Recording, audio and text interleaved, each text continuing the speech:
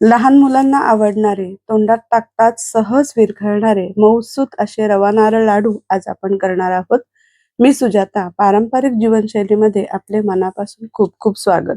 अगदी घरच्या साहित्यात झटपट होणारे हे लाडू आहेत आणि आपण केव्हाही मुलांसाठी हे लाडू तयार करू शकतो. त्यासाठी आपण 1 वाटी भरून साजूक तूप घेतलंय. ज्या वाटीने तुम्ही रवा मोजाल त्याच वाटीने सर्व साहित्य मोजून घ्या. 1 वाटी साजूक तूप आणि त्याच्यामध्ये घालतोय आपण 4 वाट्या भरून रवा. आता हा रवा मध्यम आचेवर अगदी खरपूस भाजून घेऊया. 10 मिनिटं आपल्याला रवा भाजायला लागतात. मी बनवते या पद्धतीने नक्की लाडू करून पहा. आता आपण ताज्या ओल्या नारळाचा 2 वाटी चव घेतलेला आहे आणि तोही त्याच्यातला ओलसरपणा पूर्णपणे जाईपर्यंत रव्यामध्ये अगदी खरपूस भाजून घ्यायचा. नंतर आपण ह्याच्यामध्ये घालणार आहोत वेलची पूड. त्याच्यामध्ये थोडी जायफळ पण खिसून टाकलंय. माझ्या चॅनलवर नवीन असाल तर नक्की माझ्या चॅनलला लाईक करा, शेअर करा आणि सबस्क्राईब करा. आता 4 वाट्या रवा घेतलाय म्हणून आपण घेतोय 3 वाट्या भरून साखर.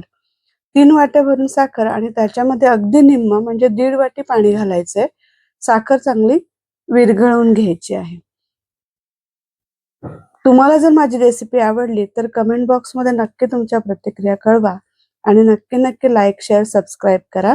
आता आपण हा पाक एकतारी करून घ्यायचा आहे. म्हणजे साखर विरघळल्यानंतर 4 ते 5 मिनिटं पाक चांगला शिजवून घ्यायचा आहे मध्यम आचेवर आणि अगदी बोटावर घेऊन त्याची तार येते का पाहायची.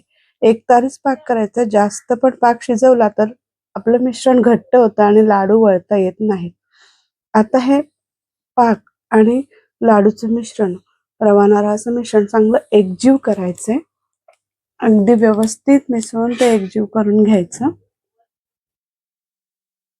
आता मिश्रण एकजीव झालंय. गॅस बंद केलेला आहे आणि आता ह्याच्यावर झाकण ठेवून ते बरोबर 2 तास लागतात आपल्याला हे मिश्रण पूर्ण लाडू वळण्याजोगं होण्यासाठी. अर्ध्या तासाने मिश्रण ढवळायचंय. बघा 2 तास झालेत. मला 2 तासाने मिश्रण अगदी योग्य झालंय. आता याचे छान मऊसूत लाडू तयार करता येतील. आवडीनुसार याच्यामध्ये मी ड्रायफ्रूट घालते आणि लाडू वळून घेते. बघा सहज, अगदी सहज लाडू वळले जात आहेत. मऊसूद मुलायम असे तोंडात सहज विरघळणारे लाडू तयार झालेत. नक्की करून पहा. खूप खूप धन्यवाद.